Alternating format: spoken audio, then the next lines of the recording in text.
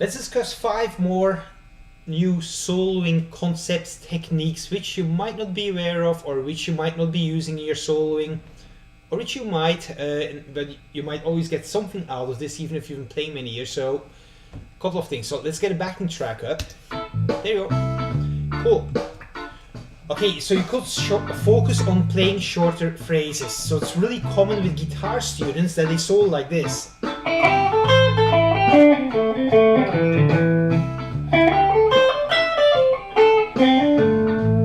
Now, while there's nothing wrong with this, it is powerful to also play short phrases and build your solos on shorter melody lines, like this.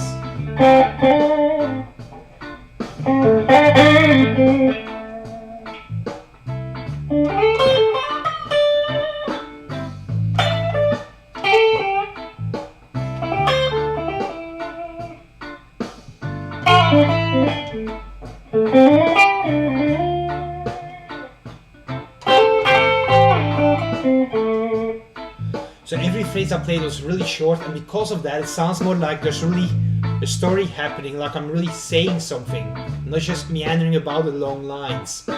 Okay, next item in the list of soloing techniques I want to discuss today: one-note rhythmic patterns. So you don't necessarily have to play melodies all the time, you could also play rhythmic shapes on a note of your choosing. So you could play...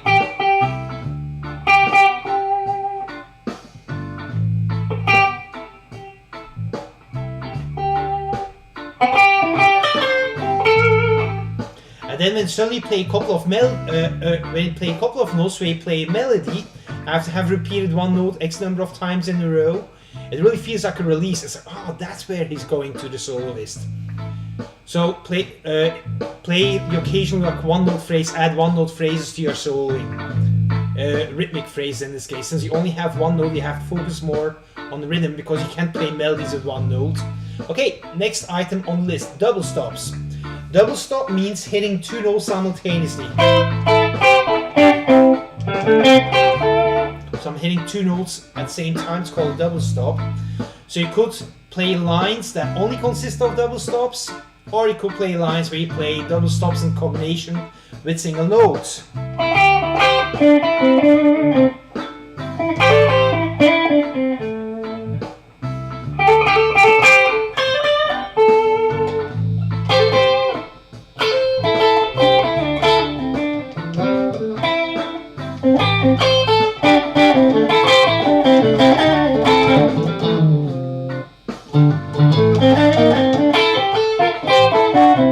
And so on.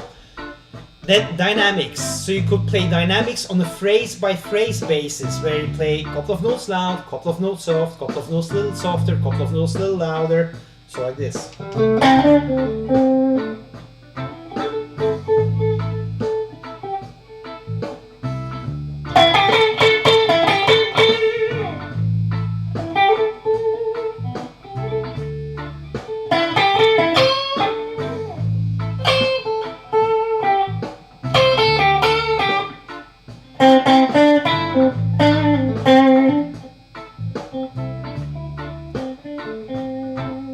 As opposed to playing everything equally loud, which kind of sounds boring. I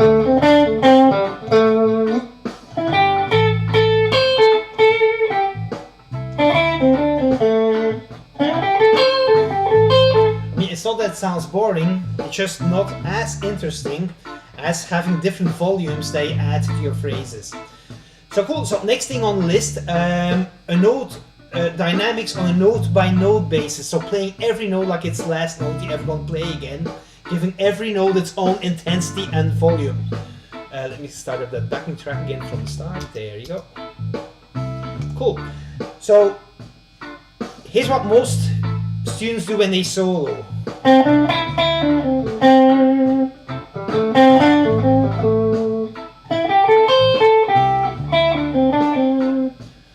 Right? So everything kind of sounds equally loud every note. So let me give you an example now of how important dynamics really is. So let's say that I play this phrase. With dynamics, I could make it this. It says way more, has way more personality. It's really like saying something, telling something.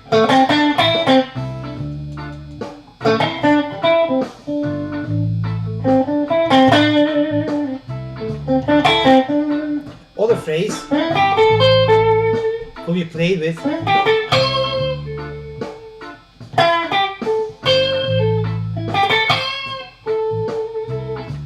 So the differences in volume between the notes really makes solo more multi-dimensional. There's like notes far, notes close, and you kind of get perspective, like depth perspective in the note placement.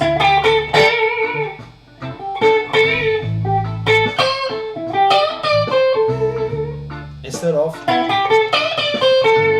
well, that's interesting. So dynamics really important. So there you go.